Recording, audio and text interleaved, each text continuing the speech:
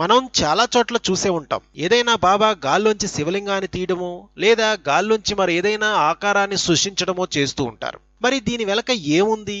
ఇది నిజంగా సాధ్యమేనా? సాధ్యమైతే అది ఎలా జరుగుతుంది?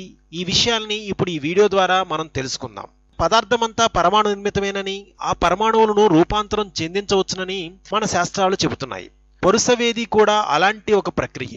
ఒక వస్తువును మరో వస్తువుగా, ఒక ధాతువును మరొక ధాతువుగా మార్చవచ్చునని చెబుతుంది. దీన్నే ఆధునిక విజ్ఞాన శాస్త్రం ప్రకారం న్యూక్లియర్ ట్రాన్స్మ్యుటేషన్ అని చెప్తుంది. అయితే మన యోగులు దీనికన్నా మరికొన్ని అడుగులు ముందున్నారు.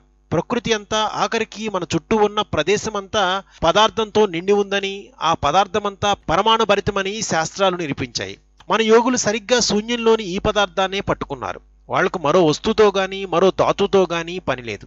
ఏకంగా శూన్యంలోని పదార్థం, అందులోని పరమాణువులను తన సాధన శక్తితో ఒడిసి పట్టుకుని వాటిని రూపాంతరం చెందించి కోరుకున్న వస్తువును సృష్టించగలరు. అలాంటి యోగ సాధకులు గతంలోనూ ఉన్నారు, ఇప్పటికీ హిమాలయాల్లో ఉన్నారని చెబుతున్నారు. అదే మన హిందూ దేశం యొక్క గొప్పతనం. కానీ నేడు పెరిగిపోతున్న దొంగ బాబాల వలన ఈ విద్య అనేది అబాసు పాలై మన హిందూ సంస్కృతిని నమ్మకుండా చేసేటట్లుగా మారింది. మరిన్ని ఆసక్తికర విశేషాల కోసం ప్లీజ్ ఫాలో రెక్ టీవీ మిస్టరీ.